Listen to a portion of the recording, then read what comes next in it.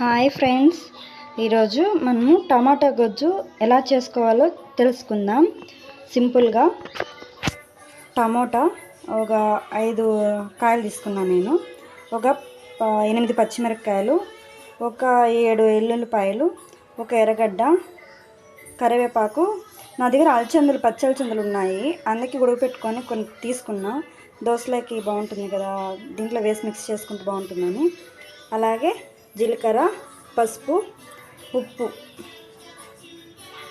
ఎలా చేయాలో తెలుసుకుందాం. ఇప్పుడు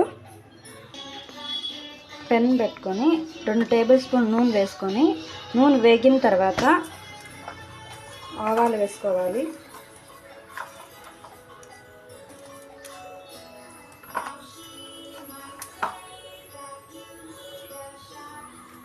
ఆవాలు చిట్టుపట్టిన తర్వాత జీలకర్ర కొంచెం వేసుకోవాలి. చూడండి,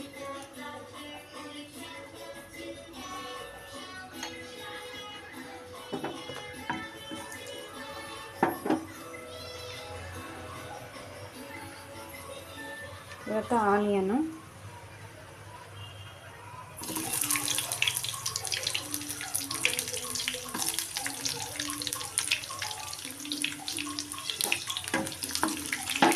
ఆనియన్ వేగాలి.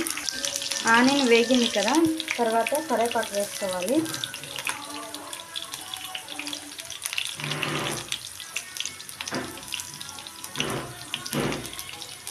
పచ్చిమిరపకాయలు,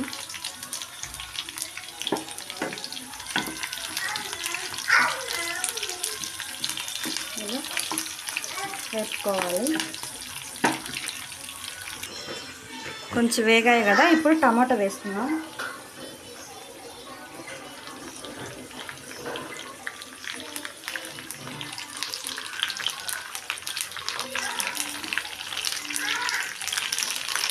ఇప్పుడేం టమాటాలు రేటు ఉన్నాయి, ఇప్పుడు టమాటా గొజ్జు అనుకుంటున్నారేమో. మా నాన్న టమాటా వ్యాపారం చేస్తారు, అందుకే టమాటా గొజ్జు చేసుకుంటున్నాను. ఇది తొందరగా అయిపోతుంది కదా టమాటా గొజ్జు, సో అందుకని.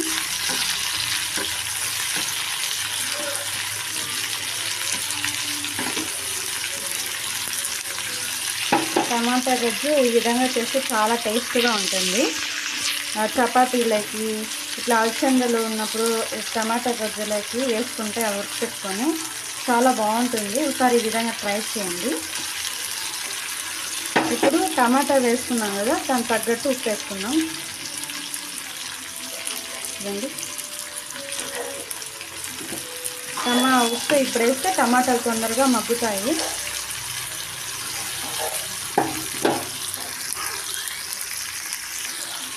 తర్వాత ఎల్లుల్లిపాయలు వేసుకోవాలి.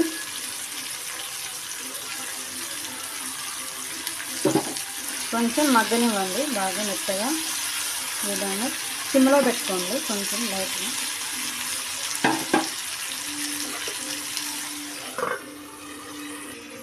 టమాటో బాగా మగ్గింది కదా, ఈ టైంలో మనము అలచందలు ఉడకపెట్టుకున్నాం కదా, పచ్చి అలచందలు, ఇవి మిక్స్ చేసుకోవాలి. ఇలా అంతా కలిసే విధంగా కలుపుకొని, ఇలా అంతా వేసుకున్న తర్వాత దీంట్లో ఉప్పు కారం సరిపోయిందో చూసుకోండి. ఇప్పుడే ధనియాల పొడి ఒక 1/2 స్పూను, పసుపు ఒక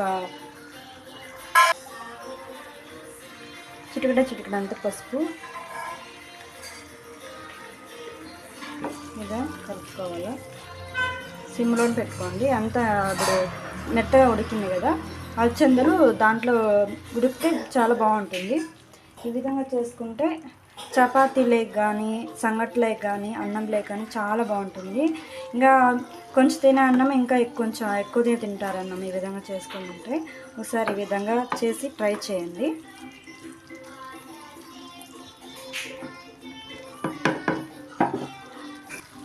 ఇలా కొంచెంసేపు ఉడికిన తర్వాత కొంచెం కొత్తిమీర గార్నిష్ చేసుకోండి. విధంగా ఇదే మిక్స్ చేసుకోండి, చాలా బాగుంటుంది.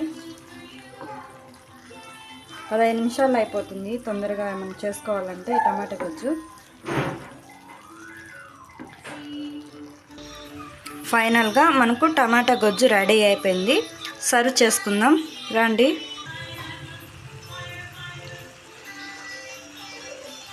ఫైనల్గా ఈ విధంగా వచ్చింది. అన్నంలోకి చాలా బాగుంటుంది. ట్రై చేయండి. ఈ వీడియో నచ్చినట్లయితే లైక్ చేయండి, షేర్ చేయండి, సబ్స్క్రైబ్ చేసుకోండి. Bye friends.